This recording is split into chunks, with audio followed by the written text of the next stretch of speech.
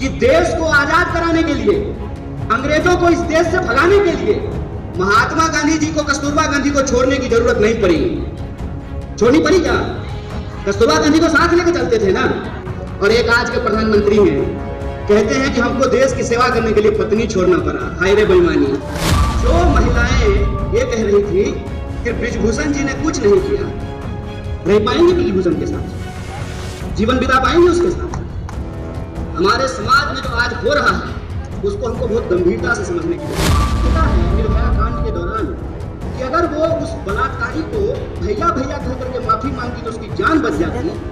उसी मानसिकता के लोग जब आज सत्ता में बैठे हुए हैं तो आपको लगता है कि निर्भया के न्याय के लिए जो कानून आया वो कानून बन पाता?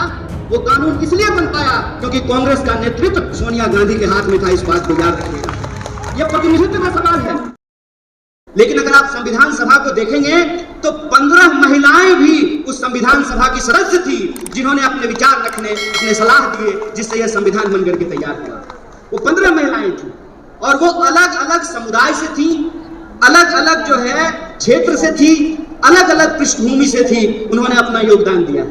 इस देश के इतिहास को अगर हम देखें तो आप महात्मा गांधी के योगदान को भुला नहीं सकते।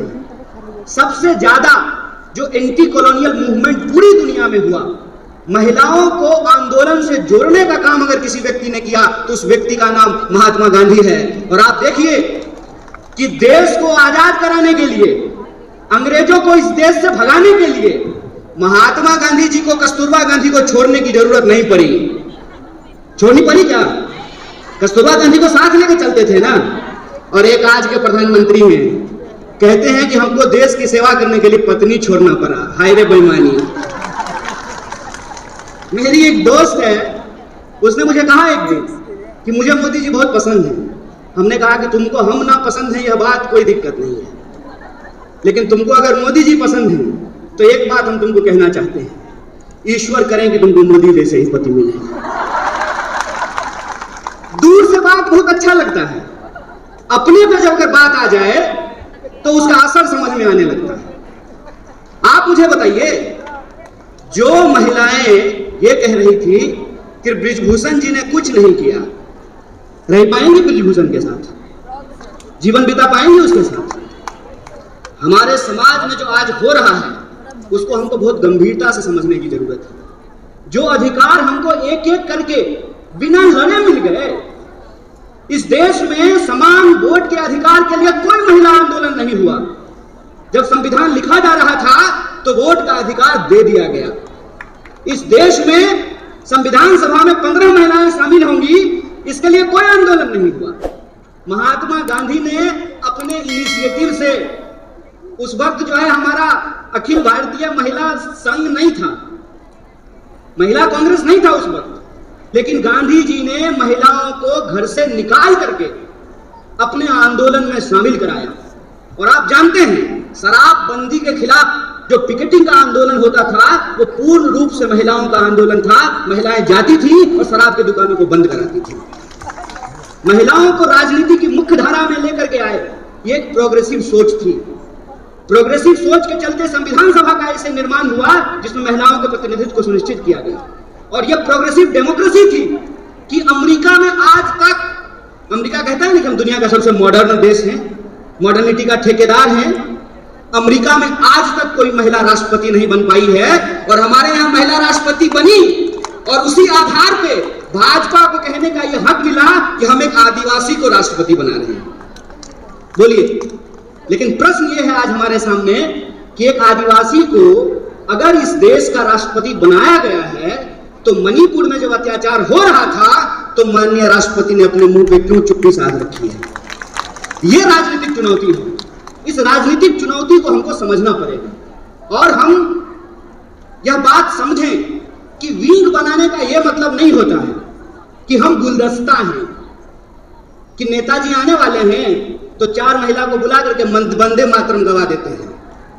हम गुलदस्ता नहीं हैं कि भीड़ में जो है आप आगे में 4 लोगों को बिठा करके हमको सजा दीजिएगा।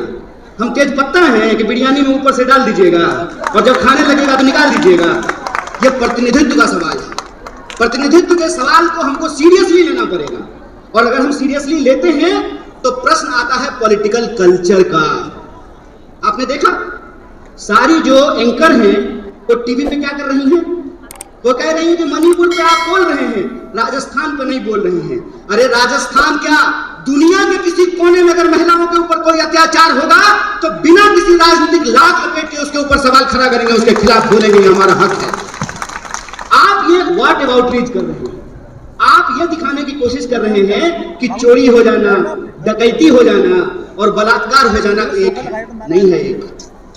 किसी का पर्स मारा गया और किसी के साथ बलात्कार हुआ, ये दोनों अपराध एक है क्या? जो सर्वाइवल होते हैं उनकी पूरी जिंदगी जो खराब हो जाती है। सवाल सिर्फ शरीर का नहीं, सवाल उनकी मानसिकता का है, सवाल साइकोलॉजी का है। इस बात को हमको समझना पड़ेगा। और ये दोनों अपराध को मिलाने को, दोनों अपराध को एक बनाने की कोशिश कर रहे हैं। हमको इसकी गंभीरता को समझना पड़ेगा। हमको इस गंभीरता को समझना पड़ेगा कि यह सब कुछ आ कहां से रहा है, उसके पीछे की मानसिकता क्या है। और हमारे राष्ट्रीय अध्यक्ष ने भी यह बात कही और सचिन जी भी ने अपनी बात में इस बात को कहा कि हम मानते क्या हैं, हम सोचते क्या हैं। अगर हम ये सोचते हैं, हमारे सोच में है कि धन की देवी लक्ष्मी है, विद्या की देवी सरस्वती हैं, तो धन की देवी जब लक्ष्मी थी तो राइट टू प्रॉपर्टी का अधिकार क्यों नहीं दिया गया? यह प्रश्न पूछना चाहिए ना। जब विद्या की देवी सरस्वती हैं तो महिला और पुरुष को पढ़ने का अधिकार क्यों नहीं दिया गया? यह जब हम सोचेंगे तब हमको समझ में आएगा कि आजादी गिफ्ट में नहीं मिला है, नागरिकता का अधिकार गिफ्ट में नहीं मिला है, राजनीति में शामिल होने का अधिकार गिफ्ट में नहीं मिला है। जो लोग उस वक्त आंदोलन को चला रहे थे, ये उनकी सोच थी कि अगर हमारी महिलाओं के पास पहनने के लिए साड़ी नहीं है। जब कस्तूरबा के साथ गांधी गए चंपारण, तो कस्तूरबा से गांधी ने पूछा कि ये बताओ कि हमारे प्रोग्राम में महिलाएं क्यों नहीं आती हैं? तो कस्तूरबा ने बताया कि इतनी ज्यादा गरीबी है कि बाहर जाने के लिए एक ही साड़ी है, सारी महिलाएं एक बार बाहर नहीं निकल सकती, तो सारी महिलाओं को छोड़ करके कोई एक बाहर नहीं आना चाहता। और एक कहानी बोल करके मैं अपनी बात को समाप्त करूंगा, उससे आप वस्तु स्थिति को अपने आप समझ जाएंगे। एक बार मेरे घर में शादी थी, सारे मर्द को बारात जाना था। ये आज शुरू हुआ है कि अब जो है बेटे की शादी में मां भी बाराती बनती है और बहन भी बाराती बनती है। पहले ये नहीं होता था। मेरे बचपन में जो मुझे याद है कि जब शादियां होती थी घरों में तो सारे मर्द चले जाते थे और सारी औरतें रुक जाती थी। मेरी तबीयत खराब थी और मैं उस दिन जो है बारात में नहीं जा पाया। बुखार था बहुत तेज और घर में मैं सो रहा था। कुछ देर के बाद मैंने ये देखा जब बारात चली गई है तो हमारे घर में गाने की आवाज आ रही है, थालियां बज रही हैं, ढोलक बज रहा है और लोग गा रहे हैं, नाच रहे हैं। कौतूहलता बस, आउट ऑफ क्यूरियोसिटी, मैं जाकर के चुपचाप दरवाजे के पास जाकर के देखने लगा और मुझे इतना आश्चर्य हुआ कि जिस मां ने मुझे 9 महीने पेट में रखा, अपनी एक एक सांस दी, खून दिया, पसीना दिया, 9 महीने पेट में रख करके पैदा किया, रोज खाना खिलाया, पखाना साफ किया, पढ़ाया लिखाया, वो मेरी मां गाती है ये मुझे मालूम ही नहीं था। वो मेरी बुआ जिसकी गोद में मैं पला, वो बुआ जो है डांस करती है मुझे पता ही नहीं था।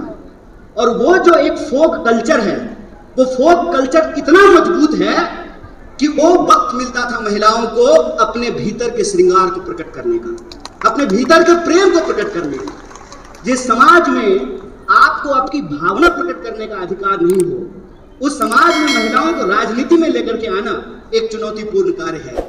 और हम जितना आगे बढ़ रहे हैं, यह जो विचार वाली बात है, जो ये कहता है निर्भया कांड के दौरान कि अगर वो उस बलात्कारी को भैया भैया कह करके माफी मांगती तो उसकी जान बच जाती, उसी मानसिकता के लोग जब आज सत्ता में बैठे हुए हैं तो आपको लगता है कि निर्भया के न्याय के लिए जो कानून आया वो कानून बन पाता? वो कानून इसलिए बन पाया क्योंकि कांग्रेस का नेतृत्व सोनिया गांधी के हाथ में था। इस बात को याद रखिएगा। यह प्रतिनिधित्व का सवाल है, यह नेतृत्व का सवाल है कि अगर नेतृत्व इस देश में इंदिरा गांधी के हाथ में रहा, नेतृत्व सोनिया गांधी के हाथ में रहा, तो महिलाओं को आगे बढ़ने का हक मिला। और नेतृत्व आज एक ऐसे आदमी के हाथ में है जो पत्नी छोड़ करके भाग गया, तो महिला अधिकार का क्या होगा इसको आप खूब समझ सकते हैं। इसीलिए मैं पॉलिटिकल कल्चर की बात कर रहा हूं। अपराध कहीं भी हो सकते हैं, अपराध छत्तीसगढ़ में भी हो सकता है, राजस्थान में भी हो सकता है, मणिपुर में भी हो सकता है, मध्य प्रदेश में भी हो सकता है, लेकिन अपराध के बाद पुलिस की कार्रवाई कैसे हो रही है, सरकार उस पर क्या बोल रही है, जिस पार्टी की सरकार है उसके स्पोक्स पर्सन क्या बोल रहे हैं, इस बात पे हमको ध्यान देना पड़ेगा। और कांग्रेस और बीजेपी के बीच में दल का फर्क नहीं है, विचार का फर्क है, इस बात को हमको समझना पड़ेगा। और अगर हम समानता में भरोसा रखते हैं, अगर हमको लगता है कि बलात्कारियों को मंत्री, मुख्यमंत्री, विधायक और एमपी नहीं बनाना चाहिए, तो 2024 का चुनाव कांग्रेस पार्टी के अस्तित्व का चुनाव नहीं है। 2024 का चुनाव हम महिलाओं के लिए, हम तमाम नागरिकों के लिए, इस देश के अस्तित्व का सवाल है, संविधान के अस्तित्व के सवाल है, इसको हमको समझना पड़ेगा। और जिन चीजों से हम जूझ रहे हैं, चाहे वो महंगाई हो, चाहे वो बेकारी हो, उन तमाम सवालों को लेकर के हमको घर घर जाना है। और जो संविधान ने जो हमको अधिकार दिया है समान अवसर का, सम्मान का, एकता का, भागीदारी का, उसको हमको आगे लेकर के जाना होगा। और जो नारा आपने लगाया है, आधी आबादी पूरा हक, अपनी पार्टी और एनएसवाई की तरफ से इस मांग के साथ हम पूर्ण समर्थन में खड़े हैं और आप इस लड़ाई में कंधे से कंधे मिलाकर के आपके साथ चलेंगे। इन्हीं शब्दों के साथ अपनी बात को खत्म करूंगा। शुक्रिया। इनकलाब जिंदाबाद। जय हिंद, जय कांग्रेस, जय महिला शक्ति।